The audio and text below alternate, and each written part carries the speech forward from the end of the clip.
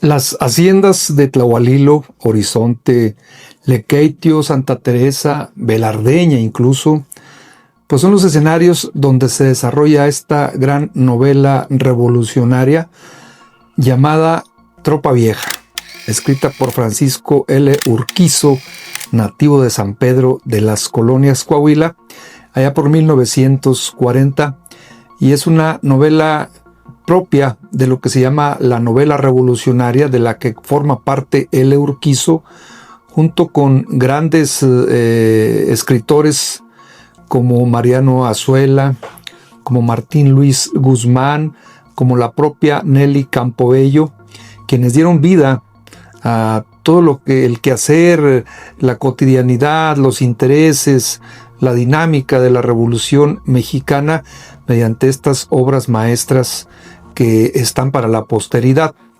Y una de ellas es, repito, Tropa Vieja, lo que hizo que incluso Francisco L. Urquizo fuera denominado el novelista del soldado, por su empatía, siendo él también militar, y por el apego a lo que era el desenvolvimiento de los militares de ambos bandos, de los revolucionarios también, en esa época tan compleja de la primera mitad del siglo pasado.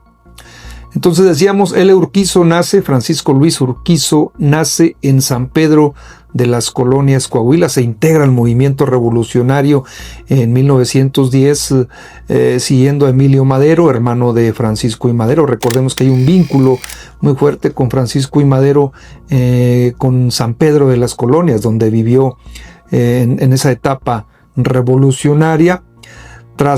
Incluso tras el triunfo maderista, Francisco L. Urquizo forma parte de la Guardia Presidencial, muere Madero en febrero de 1913 y L. Urquizo se alinea con el movimiento antihuertista, formando parte incluso de la División del Norte, atacando ciudades como Torreón, como Monterrey, siendo parte activa de esta lucha en contra de Victoriano Huerta, que finalmente es derrotado a mediados de 1914. Se alinea, cuando viene esa lamentable separación de las fuerzas revolucionarias entre convencionistas y constitucionalistas, se alinea con Venustiano Carranza, y eso genera obviamente la animadversión villista en contra de él. Pelea con Carranza a favor de Venustiano Carranza, el nativo de Cuatro Ciénegas, se derrota al grupo convencionista y forma parte del gobierno de Venustiano Carranza en la Secretaría de Guerra y Marina.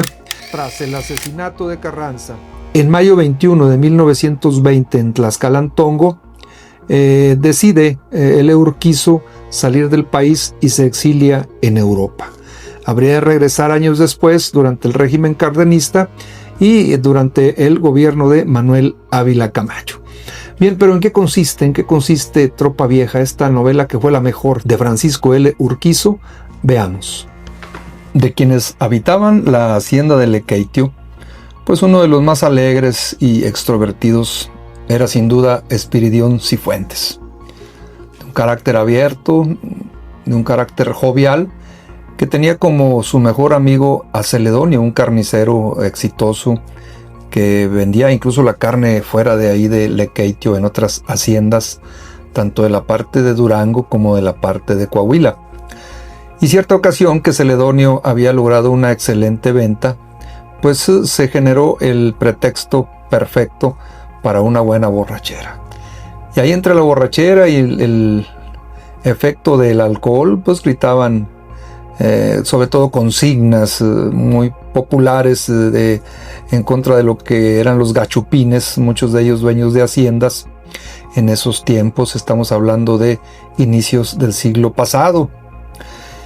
Pero fue tanta su algarabía que esto se desbordó y son en determinado momento detenidos por el juez ahí del lugar, quien los conmina, los invita a comportarse. Ya había ciertas rispideces entre ellos. Pues no lo aceptan, embriagados totalmente, y peor aún, Espiridión toma una piedra y se la lanza al juez y le pega en el estómago.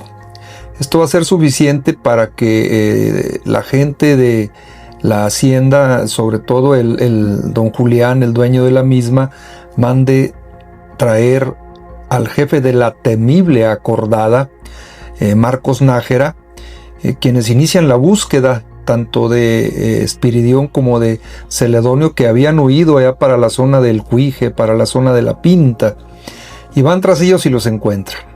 Cintarazos, machetazos con la parte del machete no agresiva, no filosa, y golpes van a ser el común denominador en ese castigo a Espiridión y a Celedonio. Y hay un veredicto implacable. A Celedonio se le conmina a abandonar Lequeitio. Él decide, con el llanto todavía en su rostro y el pesar, ahí le iba muy bien, pero ya está pensando en irse a la hacienda de Horizonte. Pero para Espiridión va a ser peor. Lo obligan a irse a la leva, es decir, a formar parte de las filas del ejército. Tras esto se lo llevan caminando entre caballos, él caminando a la hacienda de Santa Teresa, donde también hay dos jóvenes que lo conocen y van a ser parte importante de esta etapa de Espiridión. Jesús y Eulalio Villegas, que también habían sido acusados de desórdenes en esa zona de Santa Teresa. Llegan a Concordia y llegan a San Pedro, y de ahí lo inevitable. Al mediodía, esto había sido todo lo que estoy señalando en la mañana, a mediodía salen a Monterrey, muy seguramente en el ferrocarril internacional. Era la línea que predominaba o la línea que monopolizaba esa ruta, y van rumbo a Monterrey ya prácticamente a alistarse al ejército.